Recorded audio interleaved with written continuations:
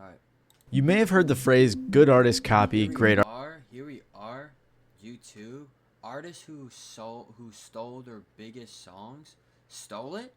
Artists steal. But when it comes to the music industry, people don't always see it that way. From having to pay $20 million to fans not even being able to tell the songs apart, there are a lot of artists who have been accused of stealing their biggest songs. So today we're going to be looking into some of these cases, starting off with Vanilla Ice. Real quick, I want to say some of these instances are more, definitely rip-offs, and others are a little bit more tricky than that. Copyright law is very complex, and you can win a lawsuit claiming someone stole your song without them even intentionally doing so. So make sure to let me know in the comments below if you guys think these songs are rip-offs or not, and I'm not sure if YouTube will let me play them. I'm gonna try to, but if not, I'll link all the songs in the description below. Now let's continue. This is probably one of the biggest and most controversial I don't want to ruin it. I was gonna controversial versions of an artist stealing their biggest song, and it's when Queen and David Bowie stole Vanilla Ice's track Ice Ice Baby. That was a joke if you couldn't tell. In 1990, Vanilla Ice released his smash hit Ice Ice Baby, a song that broke multiple records, like being the first hip-hop song to top the Billboard Hot 100. But the song also was instantly recognized for sampling Queen and David Bowie's 1981 track Under Pressure. If you haven't heard both tracks, the bass line does sound identical.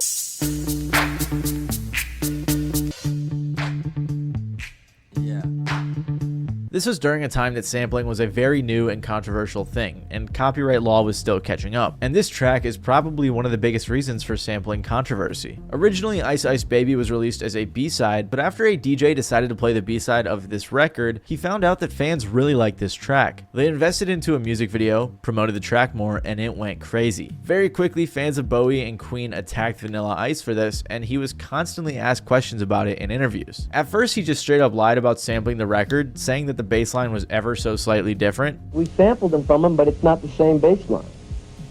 Like it goes ding ding ding diggy ding ding, ding ding ding diggy ding ding, ding ding ding. That's the way theirs goes. Ours goes ding ding ding diggy ding ding, ding ding ding ding diggy ding. I don't know what he meant by we sampled from them, but it's not the same bass line. That's not how sampling works. And he changed his story a few times, saying in a later interview, "The way I do stuff is to go through old records that my brother has. He used to listen to rock and roll and stuff like that. I listened to funk and hip hop because rock wasn't really my era. But having a brother like that, well, I just mixed the two." And he had a copy of Under Pressure. And putting those sounds to hip hop was great. But because of the casualness of sampling back then, Queen and David Bowie were not credited as writers or anything for the sample and were not compensated. Freddie Mercury, who was the frontman of Queen, well, his assistant said she remembered when he first heard the song. She said at first he thought he was listening to Under Pressure and then realized that someone had just ripped off their track. Apparently it was amusing to him, and he said to his manager, "Imitation is the sincerest form of flattery." The drummer from Queen, Roger Taylor, said, "A white rapper from Florida?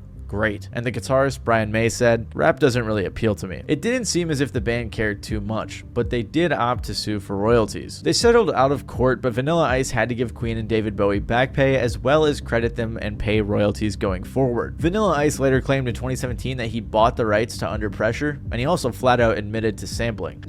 But you were sampling David Bowie, Queen. Oh yeah, Under come Pressure. on, of course. Okay, but wait, I thought you tried to explain that. No, I was saying dun, dun, dun, dun, Yeah, dun. you were. I was being a That was the court jackass. case. Oh. You got to understand, I was jackass before Johnny Knoxville. I'm a clown. I love to I don't take it myself too serious. Okay. I don't take anything too serious. But it cost you though. Huh? Well, that was also in the middle of the lawsuit, and it actually worked out well because the lawsuit was a lot of money. So it was more. It was better for me to. I actually learned about publishing because of the lawsuit, because that's where I ended up actually buying the song, because it was actually David Bowie and Queen. Yeah. And so they didn't have the actual rights to it. So I went to Brian May and I actually bought the song. And The guitar player for Queen. Yeah, but I actually own the song. So I bought it like Michael Jackson owns the Beatles. It was cheaper than the lawsuit. So Under Pressure, Ice Ice Baby, same difference. They're both my So it's songs. yours now. Yeah, it's been since the lawsuit. However, a spokesperson for Queen said that this wasn't entirely true. They said an arrangement was made whereby the publishing and the song was shared. Regardless, to this day, people are still making fun of Vanilla Ice for this, accusing him of stealing all over the comments of the song. For example, the top comment on the Ice Ice Baby music video is a quote from Freddie Mercury saying, "You can do anything you want with my music, just don't make it boring." Another fan said, "Queen makes Under Pressure, Vanilla Ice, it's free real estate," which is actually funny because he had a real estate TV show. And while most people agree that Vanilla Ice's track was a blatant ripoff, many fans were much more empathetic for Robin Thicke and Pharrell. In 2013, Robin Thicke released his hit song Blurred Lines alongside Pharrell Williams and T.I. Pharrell was one of the main producers and writers on the track as well. This song was a smash hit and broke Robin Thicke out to a much larger audience, and eventually it became one of the best-selling singles of all time. That's not like an exaggeration either, that's a fact. But there was a problem with this song, and it was that it sounded similar to Marvin Gaye's 1977 song Got to Give It Up. I'll give you guys an example.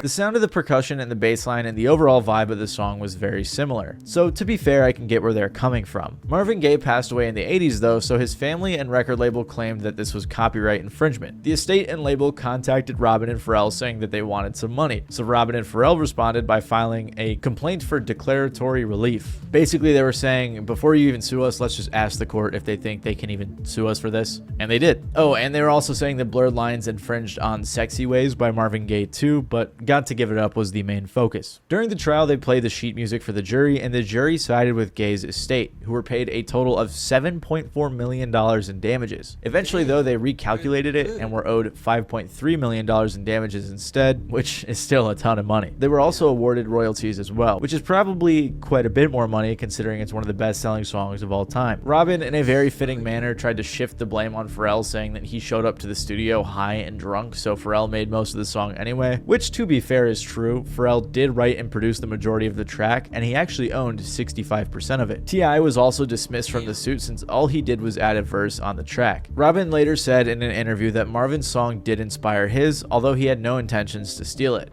One of my favorite songs of all time was Marvin Gaye's Got to Give It Up. And so we tried to, get a little groove like that going. Pharrell also defended the song, saying it was completely different. If you read music, all you gotta do is read the sheet music. It's completely different. Marvin's daughter was also interviewed on the news to give her thoughts on the verdict.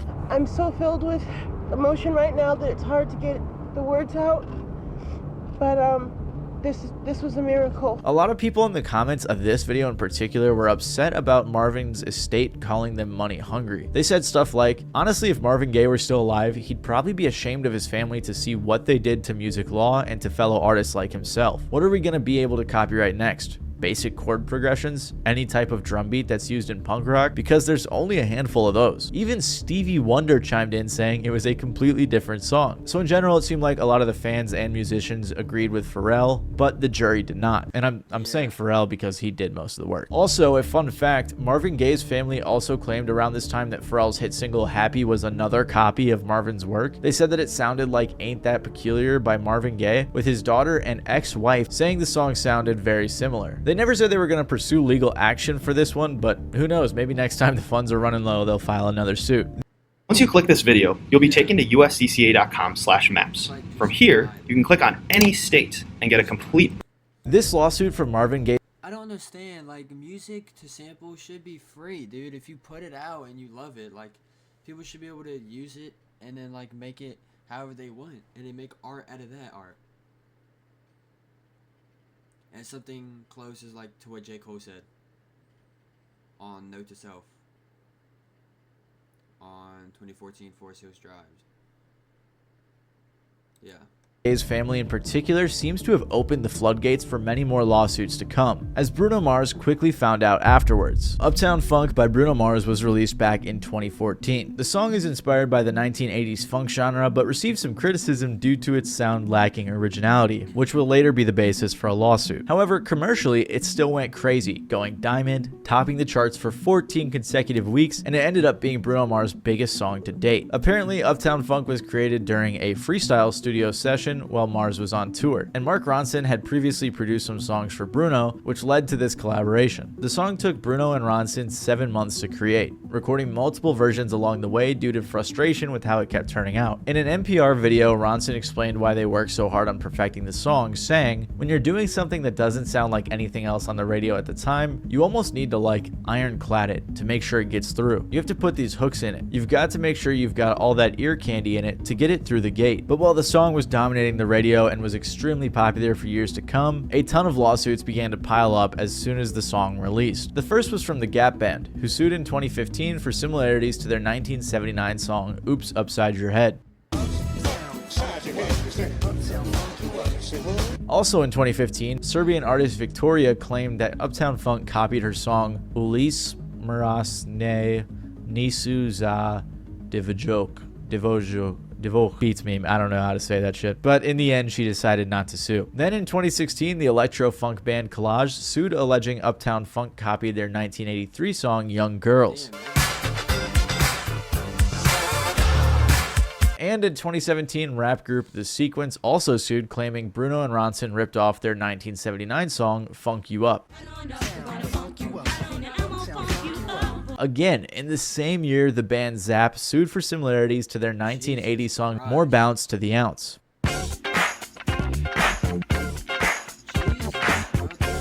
And there are definitely some similarities between most of these songs. So as you can see, a lot of people came looking for either credit or money once this song blew up. But in 2018, Collage and Zapp dropped their suits with no confirmation on if the cases were settled out of court. On the other hand, The Sequence did end up settling out of court, but the details of what went down are not public, which leaves us with the only real lawsuit winner, the Gap Band, who alongside two others that helped create Oops Upside Your Head were added as co-writers months after Uptown Funk's release. On top of this, they were to receive 17% of publishing royalties after the suit was settled out of court. And ironically enough, in 2024, Bruno's publishing company went after Miley Cyrus, suing her for allegedly copying his When I Was Your Man with her hit song Flowers, but the case was dismissed. So for Bruno and Ronson, it seems that there were a mix of cash grabs and some legit claims of copyright, with some fans speculating it's just a result of the Marvin Gaye Robin Thicke lawsuit, which seems to have opened a lot of doors for people trying to sue popular artists. And while Bruno Mars' lawsuit made sense with how many songs sounded somewhat similar, no one expected Radiohead to get hit with a copyright lawsuit too. In 1992, Radiohead dropped their debut single Creep, which went on to be the most popular song they'd put out. And while it's an international hit still appearing in pop culture today, the English rock band didn't even like their own song. At first, the track only sold 6,000 copies in its first week, and was even censored for being too depressing. That was until it reached the US, which led to Creep's popularity skyrocketing, eventually reaching over 1 billion plays on Spotify. But with all the song's success, some other people wanted it on it too. Like I said, it's pretty funny, but Radiohead didn't even like this song, and they even tried to make it worse by adding a scratchy guitar riff. But this song was a double-edged sword, as it boosted their career a ton and also resulted in a lawsuit. They were sued by the Hollies, who recorded a cover of singer-songwriters Albert Hammond and Mike Hazelwood's 1972 song The Air That I Breathe. You float like a feather. I think I'd pass. So you can definitely hear the similarities, especially if you listen to the full songs. And this lawsuit was definitely interesting. Since Radiohead didn't even like this song, they were pretty honest in admitting to using The Air That I Breathe heavily for inspiration. Radiohead's guitarist even said in an interview, "What happened was, we wrote Creep, and the middle eighth just had my guitar playing a tune. And Ed stopped us and said, 'This is the same chord sequence as that Holly song,' and then sang it. So Tom copied it. It was funny to us in a way, sort of feeding something like that into it." And in another weird twist, the Hollies were pretty happy with Radiohead's honesty. So instead of being greedy and going for 100% of the song, they instead settled for co-writing credits and a smaller sum of money. They said, Radiohead agreed that they had actually taken it. Because they were honest, they weren't sued to the point of saying we want the whole thing. So we ended up just getting a little piece of it. A lot of fans agreed that they could see Radiohead's heavy inspiration, saying things like, the melody and the verses of each song is almost identical. Someone even suggested that them ripping from the Hollies may be part of the reason they don't even like this song, seeing as how all their other music is very original. Years later, in a funny turn of events, Radiohead sued Lana Del Rey, claiming she copied Creep with her 2017 song Get Free. At one point, Lana tweeted out, "It's true about the lawsuit. Although I know my song wasn't inspired by Creep, Radiohead feel it was and want 100% of the publishing. I offered up to 40 over the last few months, but they will only accept 100. Their lawyers have been relentless, so we will deal with this in court." After this, Radiohead's publisher confirmed that they were seeking songwriting credits, but denied the existence of a lawsuit, and soon after, Lana said at a show, "My lawsuit's over. I guess I can sing that song anytime I want." So it's pretty funny that Radiohead sued Lana or pursued writing credits, even though they lost a copyright suit for the song they're claiming she stole. In all of these cases so far though, it's been pretty obvious and sometimes even admitted by the artists that they were influenced by others. But Ed Sheeran claimed that he was just a victim of people trying to take his money and profit from his success.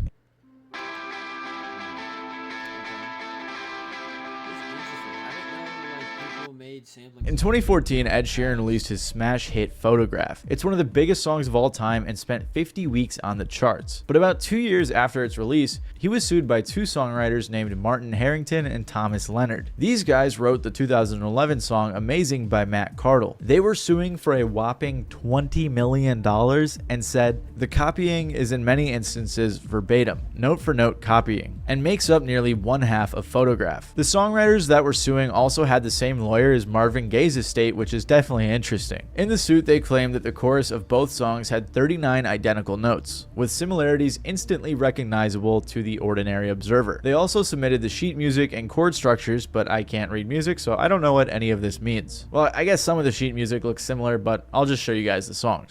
So you can keep me. How did you find me?